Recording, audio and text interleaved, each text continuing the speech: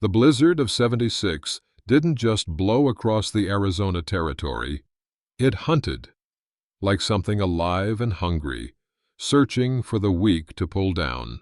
And it had found the Fletcher cabin. Emma Fletcher counted what remained of their food, while the wind shook the walls like it meant to tear them down. 7 potatoes, half a sack of flour, barely enough for 3 more days with 2 growing children. The door crashed open, letting in a swirl of snow and her 12-year-old son Ben, his face wild with urgency. "Mama, come quick! There's a man in the snow!" Emma clutched her thin shawl against the bitter cold. "We barely have food for ourselves." Little Molly peered around her mother's skirts. "He's still breathing, Mama. I can see the snow melting around his mouth." Emma stood in that howling wind, the choice before her as clear and hard as the ice outside. Emma knelt beside the half-frozen stranger, her fingers working to peel back his blood-crusted coat. The fabric tore as frozen blood broke free, revealing a wound that had soaked through his fine shirt. "Gunshot," she murmured, more to herself than to Molly, who held a lantern overhead. "Someone's been hunting more than deer this winter." Ben's boots thumped across the wooden floor as he returned with her supplies. "We can't keep him, Ma. We're nearly out of everything." Emma looked up sharply. "Benjamin Fletcher, your father didn't raise you to let a man die in the snow." She didn't mention that James Fletcher had died last spring, leaving them with a half-built dream and a mortgage that grew like a tumor. She didn't have to. Ben carried it in the stiff set of his 12-year-old shoulders, trying to fill boots still too big for him. The stranger groaned, his eyelids flickering. Molly leaned closer, her breath creating small clouds in the cold air. "He's waking up." "Careful with that light, Molly girl," Emma cautioned, turning her attention back to the wound. The stranger's eyes opened, pale blue and clouded with pain. Fine creases surrounded them, the kind that came from squinting across open rangeland. His hand shot out, gripping Emma's wrist with surprising strength. "Where?" His voice was a dry rasp. "Fletcher Homestead," Emma answered, not pulling away. "My boy found you half buried in a drift. You've been shot. Anyone follow?" Ben stood watching from the foot of the bed, arms folded tight. "There weren't no tracks but yours. Storms covered everything." The stranger fell back against the pillow, his breathing labored. Emma cleaned the wound as best she could with their precious water. The bullet had gone clean through his side, missing anything vital by the grace of God. But fever was setting in, and without proper medicine. A sharp knock at the door startled them all. "Ben, take your sister to the back room." She waited until the children were out of sight before opening the door to find Horace Banks standing there, snow collecting on the brim of his hat. The banker's well-fed face held no warmth. "Mrs. Fletcher, thought I might find you home." "Where else would I be in this weather, Mr. Banks?" He didn't wait for an invitation, stepping far enough inside to feel the heat from their meager fire. His eyes swept the cabin, lingering on their sparse furnishings before noticing the stranger on her bed. "I've come about the payment. 4th one missed now." Emma straightened her spine. "Mr. Banks, we've had sickness, and the well nearly went dry, and—" "Mrs. Fletcher," he cut her off, "your circumstances, while regrettable, are not the bank's concern." From his coat he produced an envelope. 30 days, then we foreclose. The papers." Emma's fingers left small bloodstains on the notice as she took it.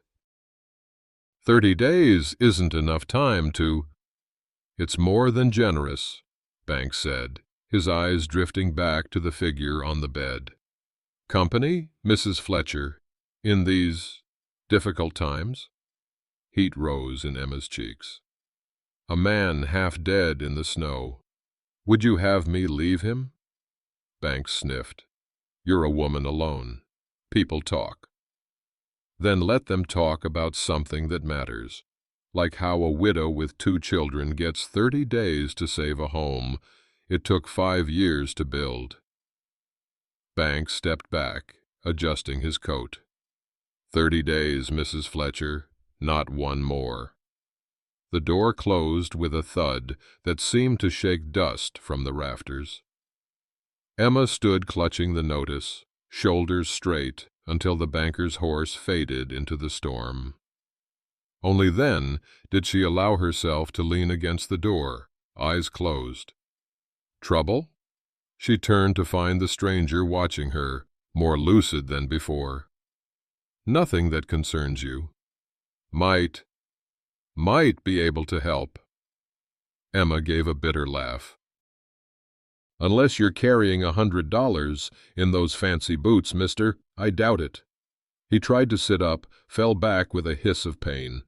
Names, Maxwell Thornton. Well, Mr. Thornton, you've picked a poor place to heal up. Might be we all get thrown out before you're back on your feet. We're losing this place? Ben's voice came from the doorway, childhood vanishing from his eyes as understanding dawned. Behind him, Molly clutched her rag doll, eyes wide with questions she was too young to form. Emma crumpled the notice in her fist. We're not losing anything. Not yet. The bank? Foreclosing? Maxwell asked, his words still halting, but clearer. Like I said, not your concern. You focus on staying alive, Mr. Thornton. One problem at a time. Emma crossed to the stove where a pot of broth, more water than anything else, simmered. The wedding ring on her finger caught the firelight as she stirred. James had worked 2 extra months in the silver mine to buy it. It would fetch something if it came to that. Water. Maxwell's voice was barely audible. Emma brought a cup to his lips, supporting his head as he drank. The heat of fever radiated from his skin. Why? Help me? He asked, when she lowered him back to the pillow. Because winter takes enough without our permission, Mr. Thornton. I won't give it more by choice. Outside, the blizzard howled with fresh fury, as if it had heard her defiance and taken it as a challenge. Emma didn't know that 30 miles away, 3 riders were already asking about a wounded man with a silver watch and fine boots. Didn't know the storm was the least of what was hunting Maxwell Thornton. Ma, Ben whispered, tugging at her sleeve. His saddlebags. There's blood on 'em, but they're heavy. 3 days passed, with Maxwell drifting in and out of fever. Emma tended him between her endless chores, using the last of her willow bark to bring the fever down. On the morning of the 4th day, she found him sitting up, clear-eyed for the first time.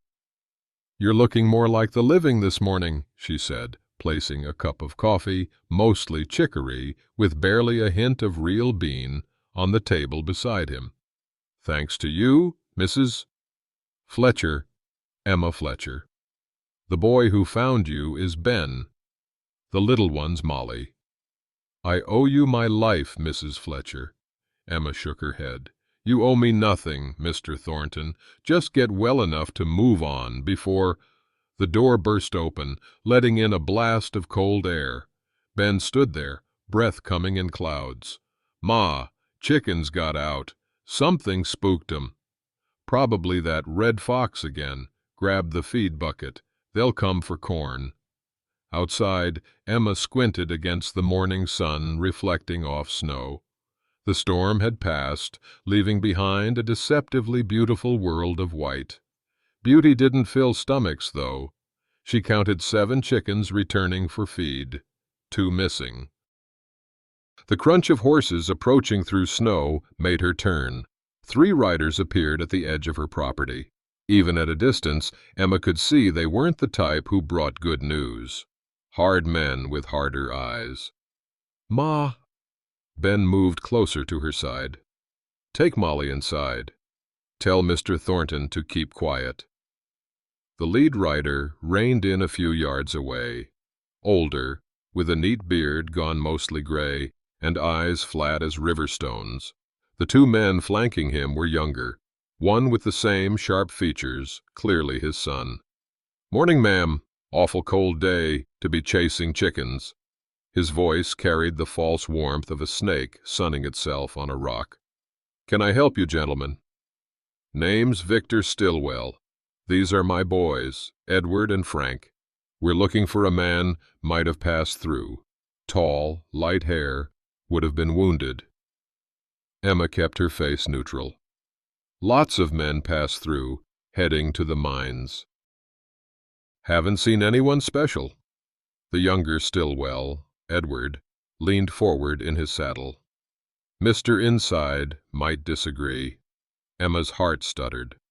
They'd been watching the cabin. "That's my husband down with fever. You're welcome to check if you don't believe a lady." Victor Stillwell laughed, the sound like ice cracking. "A lady? Out here? Frank, go see about this. Husband." The youngest dismounted, hand resting casually on his gun. Emma stepped in his path. "You'll not enter my home without cause, sir." "Got cause enough," Frank drawled. "Man we're looking for stole something that belongs to my pa." Ben suddenly burst from the cabin, a pitchfork clutched in his hands. "Leave my ma alone!" The sound of a gunshot froze everyone. Edward Stillwell had drawn and fired in one smooth motion, the bullet splintering the pitchfork handle inches from Ben's grip. The boy stood paralyzed, face white as the snow around them.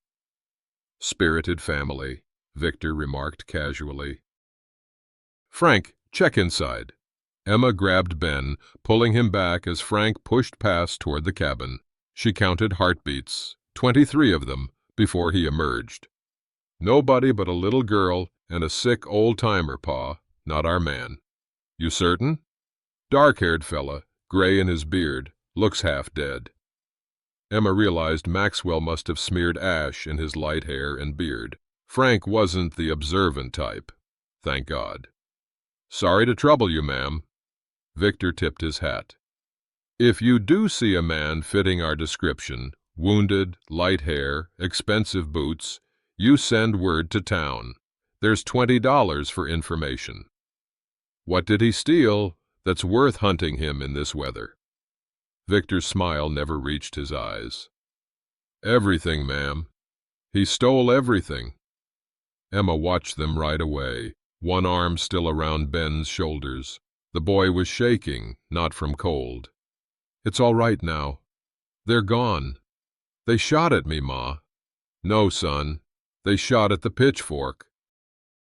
"If they'd meant to hit you—" She left the sentence unfinished. Inside the cabin, Maxwell had pulled himself to the table, face gray with the effort. A blanket wrapped around his shoulders hid his fine shirt. Molly brought him water without being asked.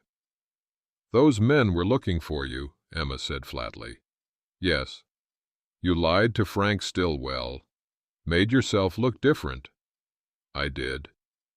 "Why are they hunting you, Mr. Thornton?" Maxwell's fingers closed around a silver pocket watch he wore on a chain. It was tarnished, the face cracked, but clearly once expensive. "They took everything from me, Mrs. Fletcher, my ranch, my cattle, my good name. Left me for dead in a ravine with 2 bullets in me. I managed to get to my horse. And now you've brought them to my door, where my children sleep. I'm sorry. I'll leave as soon as... You'll fall dead before you reach the road, and I'll not have that on my conscience." Ben stepped forward, practical as always. "Ma, we should turn him in. Get the $20. We need it." The silence that followed hung heavy in the air. Emma looked at her son, so young to think so coldly, then at Maxwell, whose eyes held nothing but resigned understanding. "We need more than money, Benjamin. We need to be people worth saving." She removed her wedding ring, the gold band catching the light as she set it on the table. "Take this to Samuel Hayes in town. Tell him I need medicine, more food, and feed for the animals. If there's anything left, we'll put it toward the mortgage." The ring spun once on the wooden tabletop before settling with a tiny sound that seemed to fill the room. Maxwell watched it come to rest, his expression changing from resignation to something harder to define, something like shame. "Mrs. Fletcher, there may be another way." The lamp burned low as Emma listened to Maxwell's plan. Outside, the temperature was falling again, but inside, something like hope had kindled. "I still have assets they couldn't touch," Maxwell explained, his voice growing stronger with each day. "Accounts in Tucson, business interests they don't know about, but I need to reach my lawyer." "You're in no condition to travel." "No, but Ben could take a message." They both looked to where Ben sat cleaning his father's old Navy revolver, a ritual more for comfort than practical use, with only 3 bullets left. "I can ride to town," Ben offered, looking up. "Samuel Hayes sends mail 3 times a week." "In this cold? Alone?" Emma frowned. "I've gone before, Ma." Maxwell leaned forward, wincing slightly. "My lawyer's name is Philip Garrett. He needs to know I'm alive, and he needs this." From inside his broken pocket watch, Maxwell extracted a small key, his fingers trembling slightly as he held it out. "This opens a lockbox at First Territorial Bank in Prescott. Documents inside prove what the Stillwells did. Hayes can send a rider with the message. Garrett will know what to do." The fire popped, sending sparks up the chimney. Emma watched them rise and vanish. "And what happens when the Stillwells realize you're alive? They'll come back. By then I'll be gone. 3 more days of rest, I can ride." "To where? They'll hunt you." "I've thought about that, too." For the next hour, Maxwell outlined a plan so audacious, Emma thought fever must still be addling his mind. But the more he explained, the more pieces fell into place. "It's a lot to risk on a stranger's word, Mr. Thornton. I understand your hesitation." He sipped the coffee she'd poured. "I haven't exactly proven trustworthy. You protected my children today. That counts for something." The lines around Maxwell's eyes softened. "You remind me of someone, Mrs. Fletcher." "Oh?" "My sister. Same stubborn chin, same way of looking right through a man's excuses." His voice dropped. "She died in childbirth 10 years back. I'm sorry." "My fault, partly. I was too busy building an empire to visit when she wrote she was ailing. By the time I arrived—" He didn't finish. Emma knew about arriving too late. James had died of fever while she was in town trading eggs for medicine. The bedroom door creaked. Molly stood there in her nightgown, clutching her rag doll. "Mama, I'm cold." "Come here, sweet pea." Emma wrapped a quilt around her daughter, who climbed into her lap at the table. Molly's small fingers reached out to trace the scar on Maxwell's cheek with innocent curiosity. "Does it hurt?" "Not any more, little miss," he answered softly. "Some hurts fade with time. Papa had a hurt on his arm, from the war. He let me touch it." Maxwell's eyes met Emma's over Molly's head. Something passed between them, the shared knowledge of what it meant to carry visible and invisible scars. "I'll take your message to town tomorrow, Mr. Thornton," Ben said, setting the cleaned revolver aside. "If Ma agrees." "We'll all go," Emma decided. "I need to speak with Samuel Hayes myself, and Martha Carson might have mending work." "Mrs. Fletcher, Emma." Maxwell's use of her first name startled her. "You understand this plan means going against the Stillwells. They're dangerous men." So are most men with power and no conscience, Mr. Thornton. They've just had fewer people stand up to them. That night, Emma lay awake long after the children were asleep. Maxwell's breathing had steadied into the rhythm of healing. His plan was dangerous, yes, but the alternative was losing everything. The land James had loved, the future he'd died trying to build. She crossed to the fireplace where her wedding ring now sat on the mantel. Ben had returned from Samuel Hayes with medicine, supplies, and $5 remaining. Not enough for even one mortgage payment, but Hayes had refused to take the ring. For emergencies, he'd said. When there's no other choice. The gold band caught the fading firelight as she picked it up. What would you have me do, James? She whispered. Risk everything on a stranger's word, or lose everything to the bank for certain? Something made her turn. Maxwell was watching her, eyes reflecting the dying embers. I meant what I said. I can help you keep this place. Why would you? What's it to you if we stay or go? Maxwell's gaze held hers. Maybe I'm tired of only looking out for myself, or maybe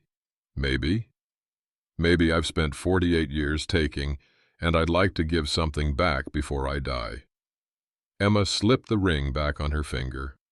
You're not dying, Mr. Thornton. His soft laugh held no humor. We're all dying, Mrs. Fletcher. Some of us just have a better view of the horizon than others. Tomorrow they would go to town. Tomorrow they would set in motion a plan that might save them or ruin them faster. But tonight, Emma returned to bed with something she hadn't felt in months: purpose. A coyote howled in the distance, a lonely sound that seemed to carry both warning and promise on the night air. The general store fell silent when Emma entered with Ben and Molly. Saturday was busy, ranchers' wives stocking up, miners spending their week's pay. All eyes followed them to the counter where Samuel Hayes sorted mail. Emma straightened her patched coat, ignoring the stares. Morning, Mr. Hayes. Hayes looked up, spectacles perched on a nose, crooked from an old break. Mrs. Fletcher, children, cold day for a trip to town. We need to send an urgent message to Prescott, to a lawyer named Philip Garrett. Hayes set down the mail bag, his voice dropping. This have anything to do with your house guest? The smell of coffee beans and tobacco hung heavy in the air. Emma glanced around before answering. You've heard. Edward Stillwell was in yesterday, asking questions. Offering money. Ben edged closer to his mother. They know he's with us? Not yet, but folks are talking about the Fletcher place taking in a sick relative. Won't be long before they piece it together. Then we don't have much time. Emma met his gaze. Can you help us? Hayes studied her face, then Ben's determined expression, then little Molly clutching her rag doll. Back room. Now. He gestured toward a door. Martha, mind the counter. The storeroom smelled of coffee and leather. Hayes closed the door before turning to Emma. Maxwell Thornton. That's who you're hiding, isn't it? Emma's surprise must have shown on her face. Half the territory knows Maxwell Thornton disappeared after the Stillwells took his ranch, Hayes explained. Some say they killed him. Others say he ran with what was left of his money. He was shot, left for dead. My boy found him in the snow. And now you're helping him. Why? What's he to you? Ben spoke up. He's going to help us save our home. Hayes gave a skeptical laugh. How? The man's lost everything. Emma produced the small key and the note Maxwell had written. He needs this delivered to Philip Garrett in Prescott, his lawyer. Hayes examined the key, turning it over in his weathered fingers. Emma Fletcher, you're playing a dangerous game. The Stillwells own the marshal in these parts. They've got men watching the roads. We have 30 days before the bank takes our home. Less now. What would you have me do?" A commotion from the store interrupted them. Martha's voice called sharply, "Samuel, you'd better come." Hayes handed the key and note back to Emma, gesturing for them to stay put. Through the half-open door, Emma saw Edward Stillwell and his brother Frank enter the store, bringing the smell of horses and trail dust with them. "Hayes, need a word." Edward's voice carried easily into the storeroom. Emma pulled the children deeper into the shadows, straining to hear. "Mr. Stillwell, what can I do for you today? Heard the Fletcher widow was in town. She here? Haven't seen her. Why?" "Just being neighborly. Heard she's having money troubles." Emma could hear items being moved on the counter, Hayes trying to sound casual. "Most folks are having money troubles, Mr. Stillwell. Bad winter." "Also heard she's got company out at that run-down place of hers," Frank added. "Town's full of talk, most of it worth less than spit. Now, you buying something or just passing time?" Heavy footsteps approached the storeroom. Ben's eyes widened in alarm. "They're coming this way." Emma pulled the children behind barrels of flour. The floorboards creaked as the storeroom door opened wider. A shadow fell across the floor. "Mr. Stillwell, that's private storage," Martha's voice rang out. "Customers aren't allowed." "Looking for something, ma'am."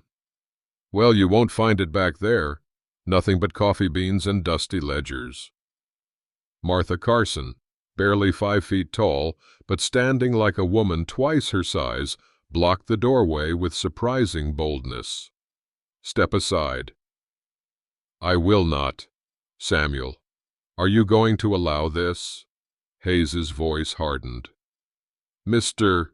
Stillwell, I'm going to have to insist you conduct your business out front or leave my establishment." A tense silence followed, then the retreating sound of boots across wooden boards. "We'll be seeing you, Hayes," Edward's voice carried back. "Real soon." The bell above the door jingled as they left. Emma exhaled only when Martha slipped into the storeroom, face pale but determined. "They're gone, but they'll be watching the street. You risked much, standing up to them like that." Emma stepped out from their hiding place. Martha's mouth set in a grim line. "My Jacob died in a mining accident 2 days after refusing to sell our claim to Victor Stillwell. I've been waiting 3 years for a chance to strike back." Hayes rejoined them, closing the door firmly. "You're not the only one. Half the town suffered under those vultures."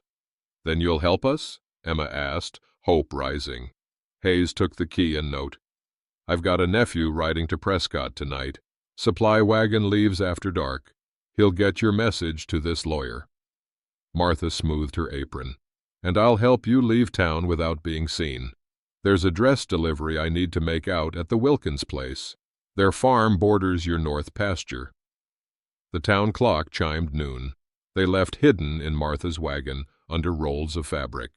As they crossed the ridge toward home, Emma saw smoke rising from their chimney.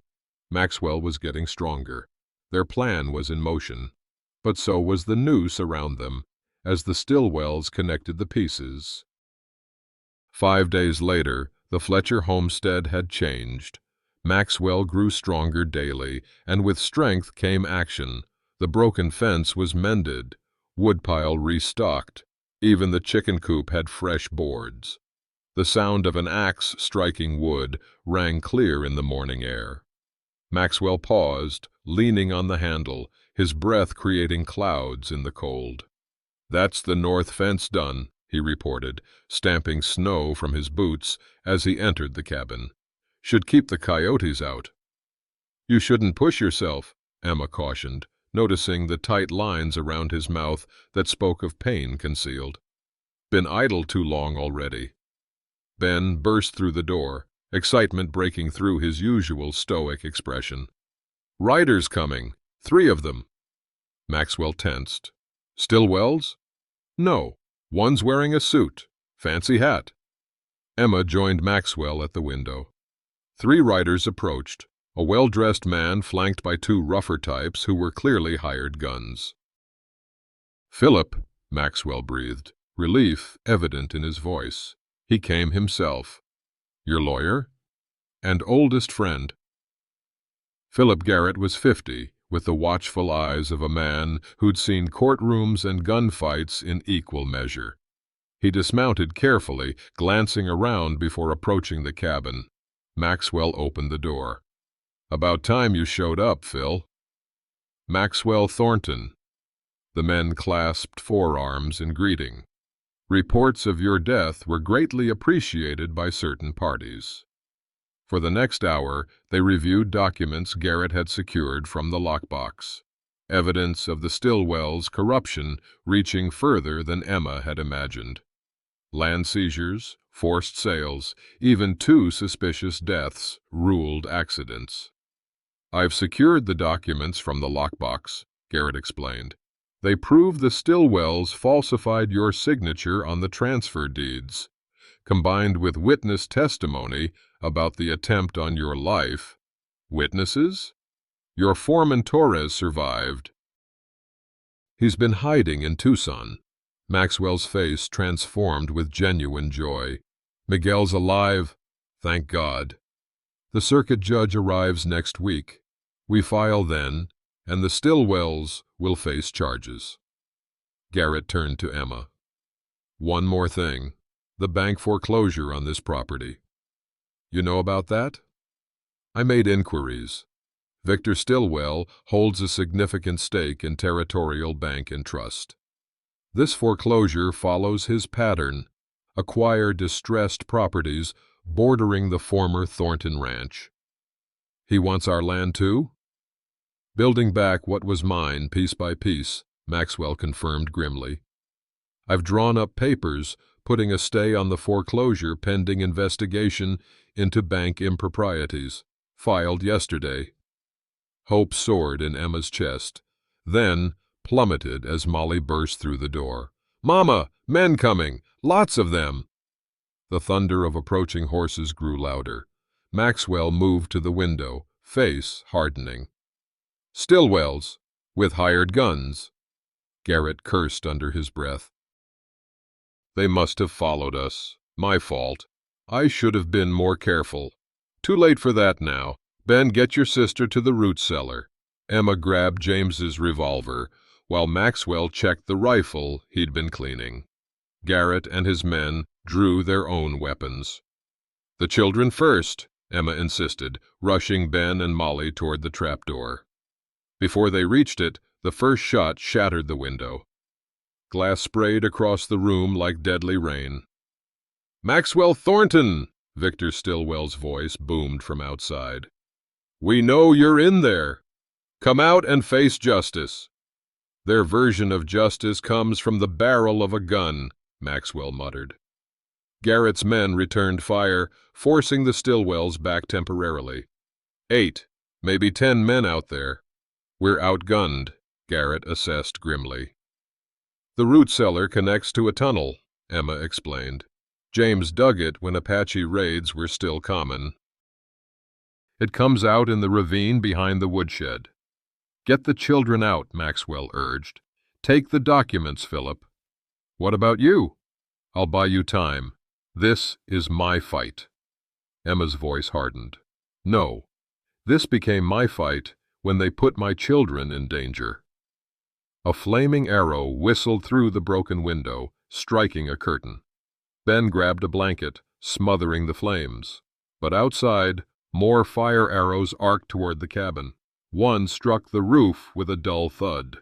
They're burning us out, Maxwell said, his face lit by the growing flames above. Go, now! Emma hesitated only a moment before grabbing Molly. Ben, help Mr. Garrett with the tunnel.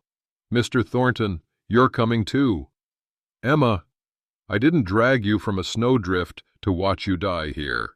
Move. They descended into the earthen tunnel, Emma leading with Molly, Garrett and his men bringing up the rear with the documents. Maxwell and Ben followed between. Above them, their home, everything Emma had left of James, began to burn. The tunnel was low, forcing the men to crouch. 50 yards of darkness, lit only by Garrett's small lantern. When they emerged in the ravine, Emma's heart broke at what she saw. From their vantage point, the cabin was fully engulfed. Flames licked at the barn, where their few animals still huddled. "Our house, Mama," Molly sobbed against her shoulder. "Hush, baby. We're alive. That's what matters." Garrett pointed to the ridge. "My men left horses tied behind the ridge. If we can reach them—" A gunshot cracked, the bullet striking rock nearby. "Found them, Pa. They're down in the ravine." Edward Stillwell's voice carried clearly. Garrett's men returned fire as they ran for cover behind boulders. Emma lost sight of Maxwell in the chaos. Clutching Molly to her chest, she dragged Ben down behind a fallen log. A bullet splintered wood inches from her face. "Stay down!" The shooting stopped abruptly. Emma raised her head to see Victor Stillwell standing on the ridge, Maxwell held at gunpoint before him. "Enough!" Victor called. "Mrs. Fletcher, show yourself, or Thornton dies now." Garrett shook his head frantically when Emma looked his way. 5 seconds, Mrs. Fletcher. 5, 4. "Stay hidden, Emma," Maxwell shouted. "The documents are what matter. 3, 2. Emma stood slowly, hands raised. "I'm here. Don't shoot." Victor's cold smile sent a chill through her that had nothing to do with the winter air. "The papers. Where are they?" "Gone. Already on their way to the circuit judge." "She's lying, Pa," Edward snarled. "Search them." 2 men dragged Emma roughly up the slope. She caught one final glimpse of Garrett, pulling Ben and Molly deeper into hiding before she was thrust beside Maxwell. "You've caused me considerable trouble, Mrs. Fletcher." "Seems to me you brought the trouble yourself, Mr. Stillwell." The back of Victor's hand connected with her face, snapping her head sideways. Blood trickled from her split lip. "Leave her be!" Maxwell lunged forward, restrained by his captors. "This is between us, Victor." More riders appeared, Edward's brother Frank leading 3 men, dragging someone between their horses. Philip Garrett, bloodied and barely conscious, found him trying to reach the horses' paw. No sign of the others yet. "The documents. Where are they?" Victor demanded. When Garrett remained silent, Edward drove a fist into his stomach. "Stop!" Maxwell shouted. "The documents are in his saddlebag, the chestnut mare." Frank returned minutes later with the leather portfolio. Victor examined the papers with satisfaction. All here, including this interesting filing to stay Mrs. Fletcher's foreclosure. He tore the papers to pieces, letting them scatter in the wind. Problem solved. Emma watched their last hope disappear, her home burning. Their legal protection destroyed, Maxwell and his lawyer captured. "Bind them. We'll let the territorial marshal decide their fate." "For what crime?" "Theft, trespassing, attempted fraud. The charges matter less than the judge, Mrs. Fletcher, and Judge Williams has been a friend to the Stillwell family for many years." As they bound her wrists, Emma caught sight of movement in the ravine. Ben, dragging Molly toward the shelter of trees. At least her children might escape. "I'm sorry, Emma," Maxwell whispered as they were forced onto horses. "This is my fault." "Not over yet," she whispered back, though looking at the burning ruins of her home as they rode away, she wondered if she was merely clinging to false hope. The territorial marshal, a beefy man named Weber, locked Emma and Maxwell in one cell, Philip Garrett in another. Emma had seen the exchange of money between Victor Stillwell and Weber, justice already purchased. "That's all I can do for you folks tonight," Weber said, keys jangling as he pocketed them. "Rest of it's up to the judge when he arrives." His footsteps retreated down the corridor, leaving them in the dim light of a single lantern. "How badly are you hurt, Mr. Garrett?" Emma asked softly. Garrett shifted on his bench, wincing. "Ribs, maybe broken. Nothing fatal. Your children, did you see if they got away?" Maxwell turned to Emma. "Ben was leading Molly toward the trees. He knows to go to the Carson farm if there's trouble." Emma sat on the hard bench, wrists raw from the ropes they'd used to bind her. Everything gone in a single afternoon.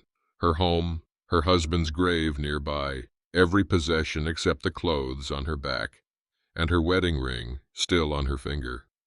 "Strange," she said, touching the gold band. "They took my hairpins, but left this. Gold's worth something." "They've already taken your home, Emma," Maxwell said quietly. "The ring is merely cruelty, reminding you of what you've lost." "Then they don't understand what this ring means." "Oh?"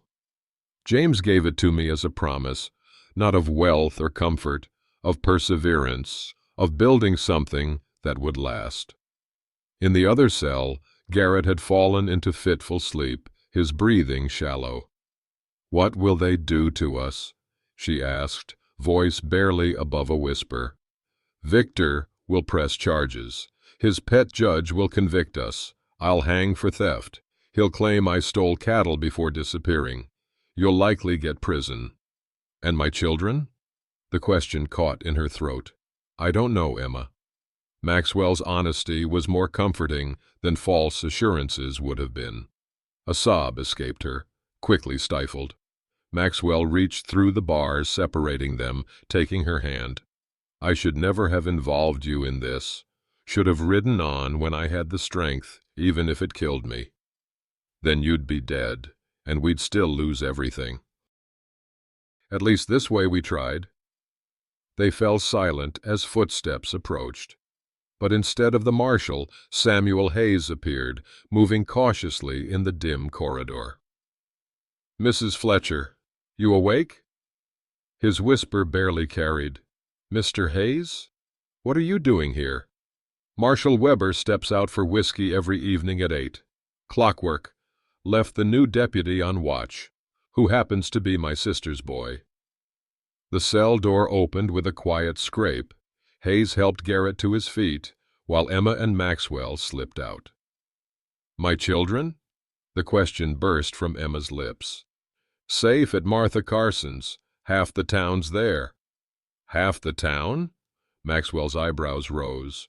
"Word spread about the Stillwells burning out a widow and her young'uns.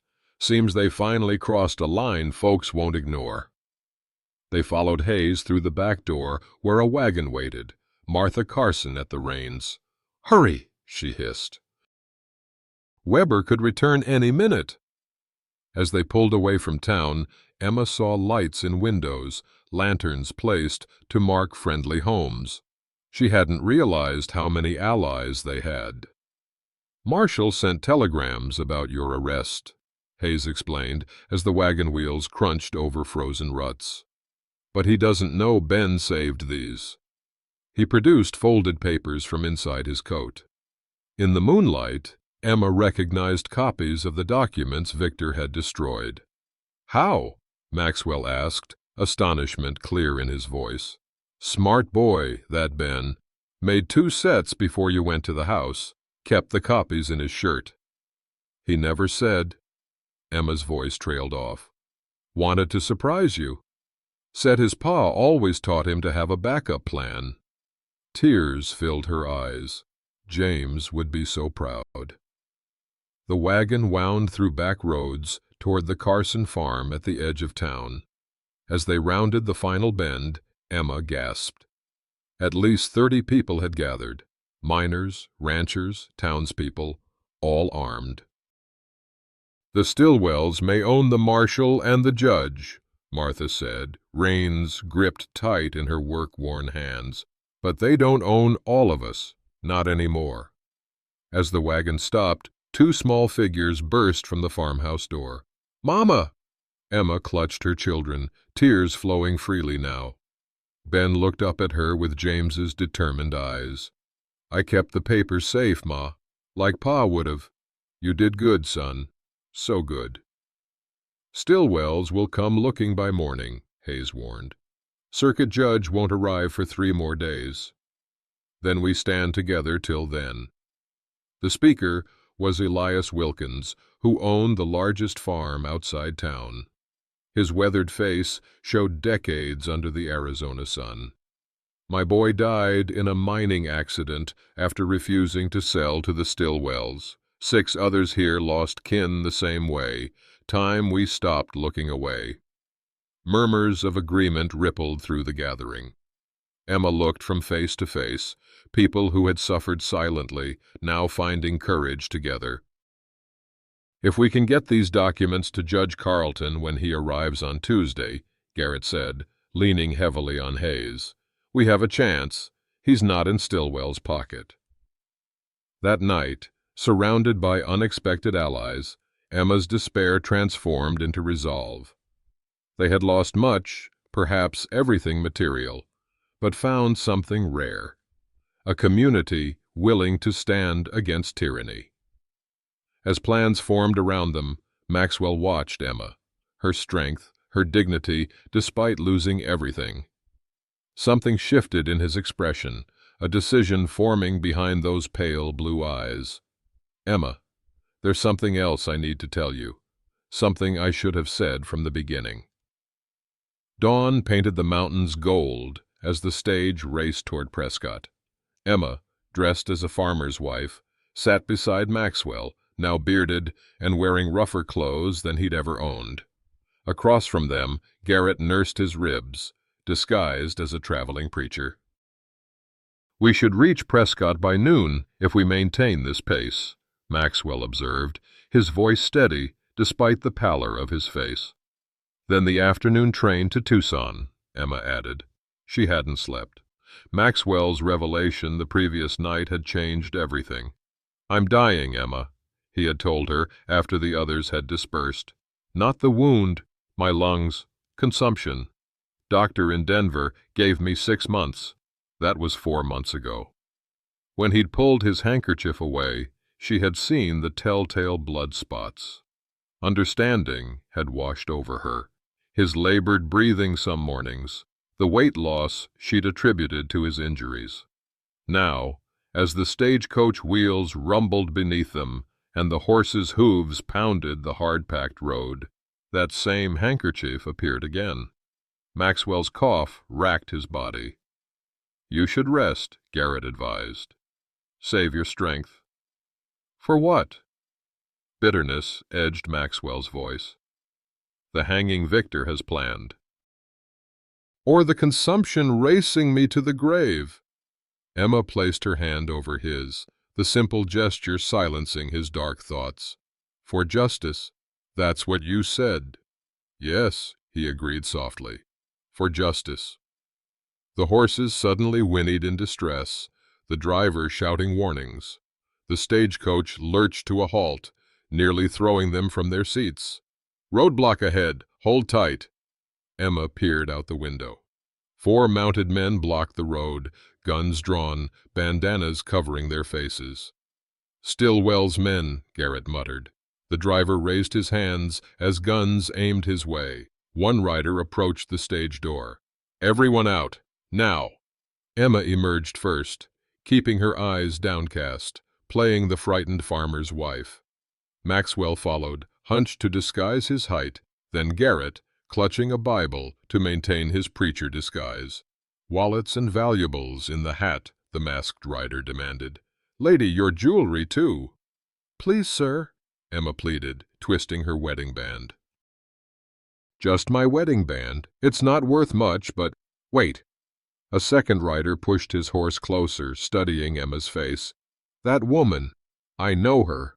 It's them, the Fletcher woman, and Thornton." Weapons appeared, trained on them. Then a shot cracked from the hillside. One rider jerked, clutching his shoulder. More gunfire erupted as figures emerged from the rocks. "Get down!" Garrett shouted. Emma dropped to the ground as bullets flew overhead. Through the dust and confusion, she saw their unexpected saviors, 3 men wearing deputy badges. "U.S. Marshals, drop your weapons." 2 of the road agents fled, while 2 surrendered, hands raised. The lead marshal approached, holstering his weapon. "Mrs. Fletcher, Maxwell Thornton, Judge Carleton sent us to escort you to Prescott." "How did you know we'd be on this stage?" Emma asked, brushing dust from her skirts. "Telegram from Samuel Hayes reached us yesterday.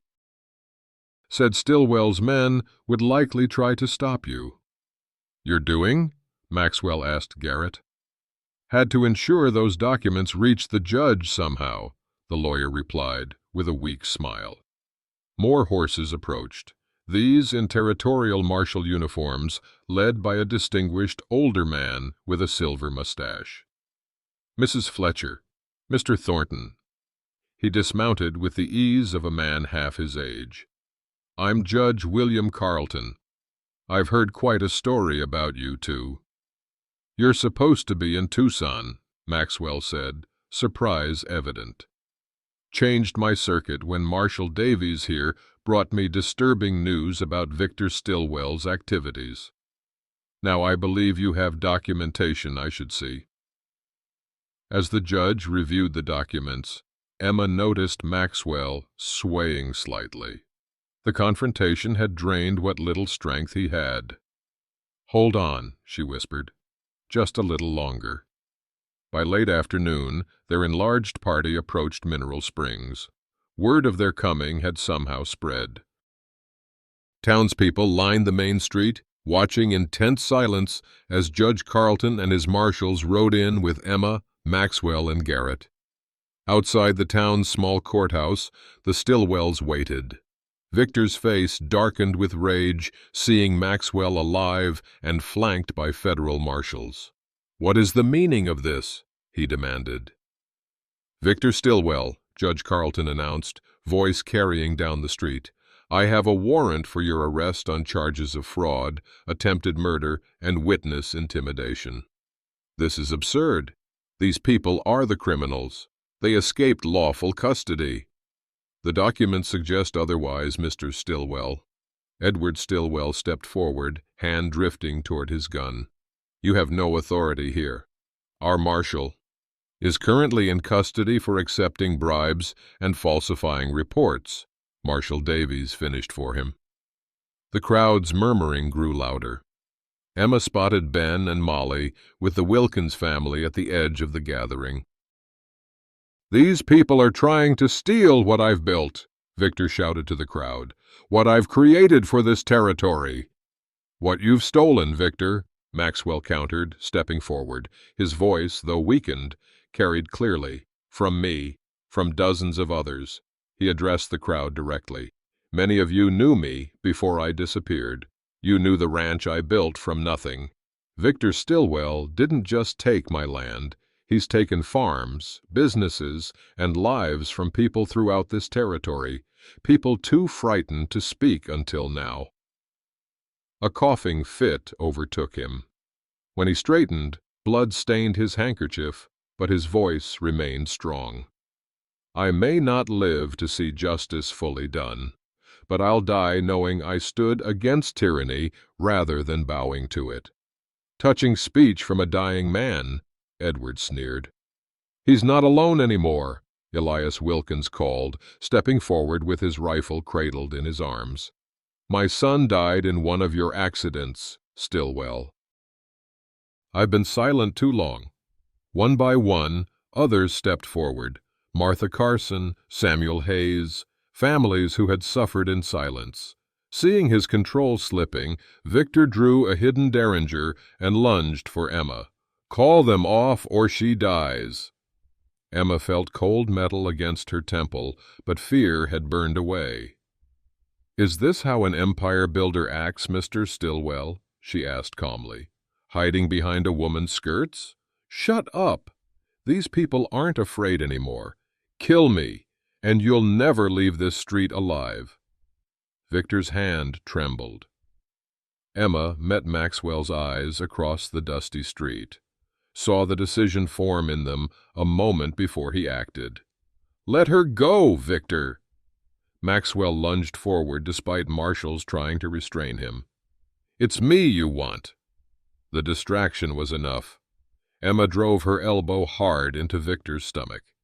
As he doubled over, she twisted away. The derringer discharged harmlessly into the air. Marshals swarmed Victor, subduing him as Edward and Frank were similarly restrained. The Stillwell empire, built on fear and fraud, collapsed in a matter of moments.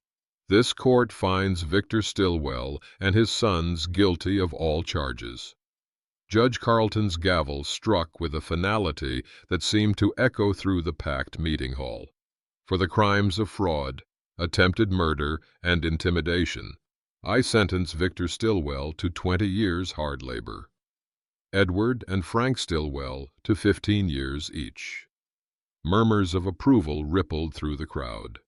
2 days of testimony had revealed the full extent of the Stillwells' crimes.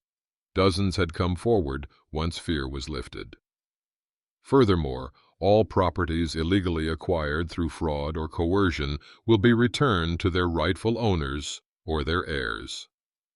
Emma sat in the front row, children beside her, as Maxwell leaned heavily on the witness rail.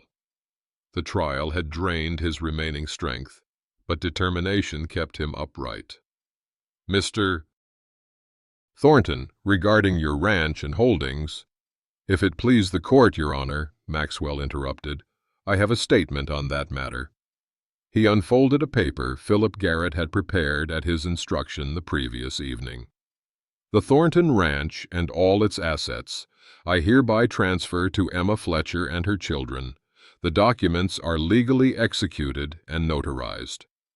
A stunned silence fell over the courtroom, followed by whispers spreading like ripples in a pond. Emma rose to her feet.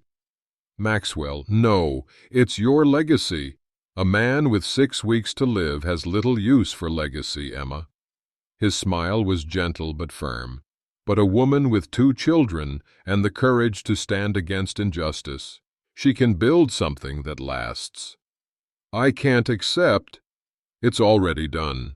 Philip filed the papers this morning." Judge Carleton nodded solemnly. "The court acknowledges this transfer, Mrs. Fletcher. You are now the legal owner of the former Thornton property and assets." The gavel banged once more. "Court is adjourned." People surrounded Emma, offering congratulations and support. Through the press of bodies, she kept her eyes on Maxwell, who slipped outside alone. She found him on the courthouse steps, staring at the distant mountains. His breathing was more labored now, each day bringing the inevitable closer. "Why?" she asked simply. "Why what? Why give me everything you fought to reclaim?" Maxwell turned to her, sunlight catching the silver in his beard. "What would I do with it, Emma? Die alone in a big house? Watch the consumption rob me of dignity day by day? You could have sold it, given the money to your sister's children, or charity." I thought about that. But then I saw something more valuable. "What?" "The chance to build something that outlives me. Not just buildings and herds. Something meaningful." He took her hand, his grip weaker than before, but still warm. "You and those children, you showed me what real wealth is. Courage, dignity, love. Things the Stillwells could never take, even when they took everything else." Emma's eyes filled with tears. "I don't know the first thing about running a cattle ranch." Maxwell laughed softly. "Yes, you do. You've been watching me mend fences and care for livestock for weeks. Ben's a quick study. And Miguel Torres, my foreman who survived, he's already agreed to return. He'll teach you both. You thought of everything.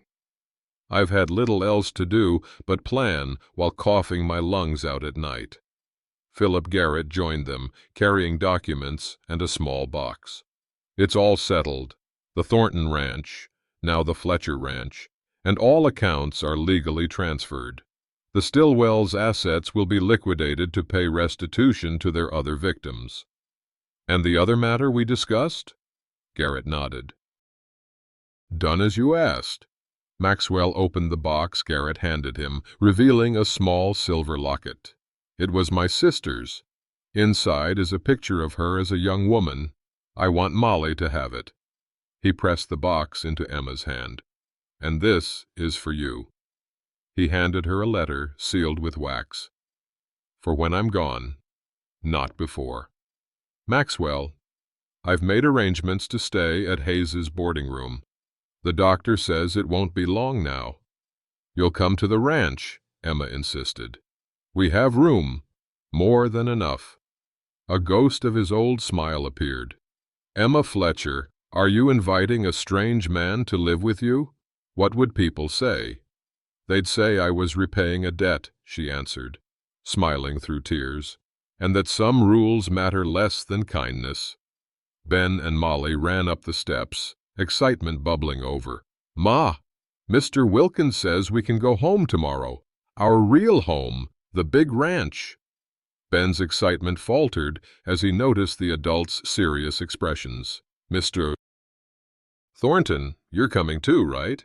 To show us how everything works? Maxwell knelt to Ben's level with effort.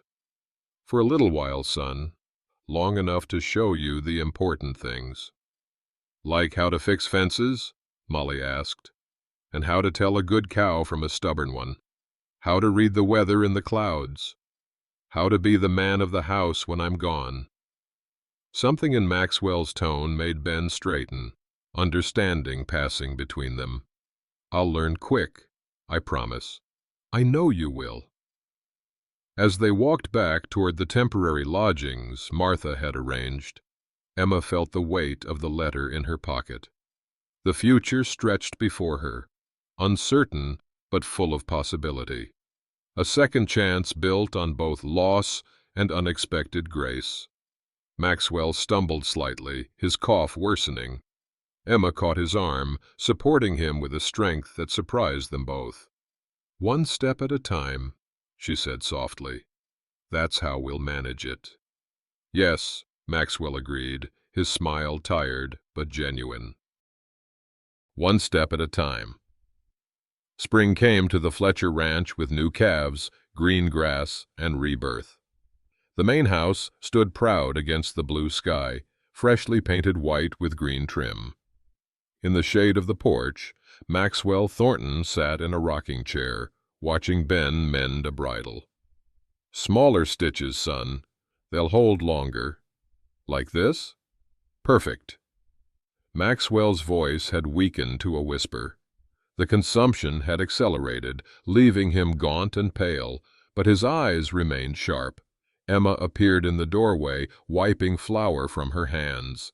Dinner in an hour. Miguel's bringing his wife and children to join us. A proper Sunday gathering, Maxwell nodded, satisfaction evident in his tired face. Emma sat beside him, taking his hand without hesitation. 6 weeks of watching him fade had stripped away formality, leaving only precious moments to be treasured. Torres is teaching Ben well, Maxwell observed.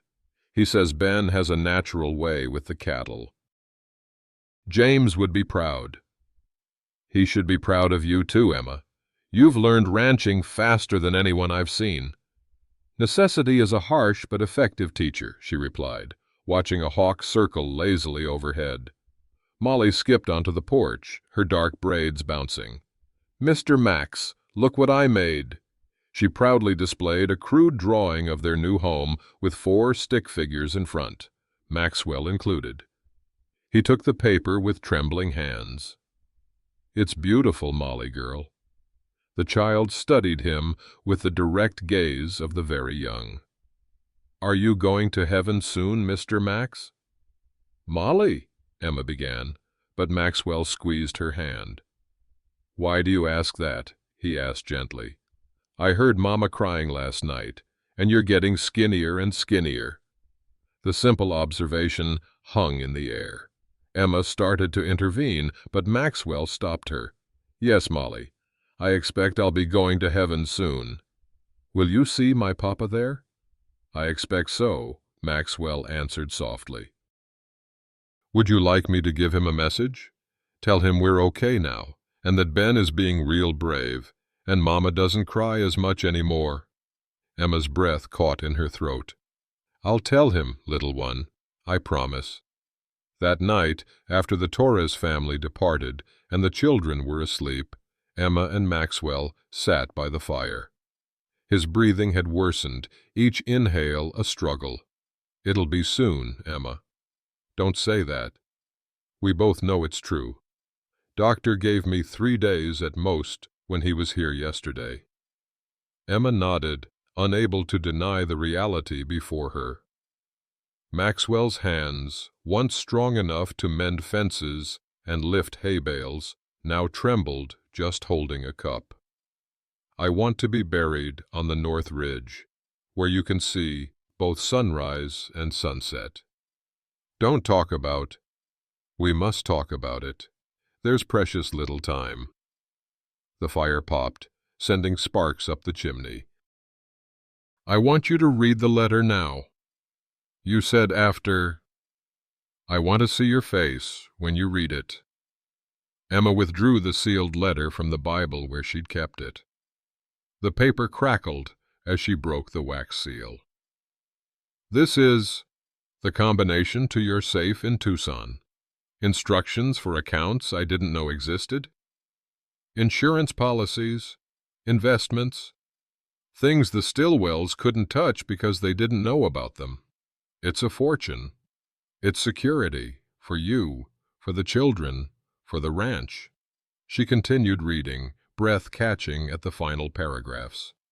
"I've lived a life focused on accumulation rather than meaning," she read aloud. "In my final days, you have shown me what true wealth looks like. It is found in courage, in dignity maintained through hardship, in a mother's love for her children, in a community standing together against tyranny. I die a richer man than I ever lived, not because of what I owned, but because of what I witnessed in you." Emma lowered the letter, tears falling freely. "There's something else," Maxwell said quietly, "the final request."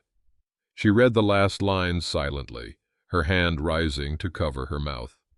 "You want to be buried as Maxwell Fletcher? As family?" "I have no family left. My sister's children barely knew me. I was always too busy building my empire to visit. But these weeks, you and the children have given me something I never had." "What's that?" "A home. Not just a house or property. A home."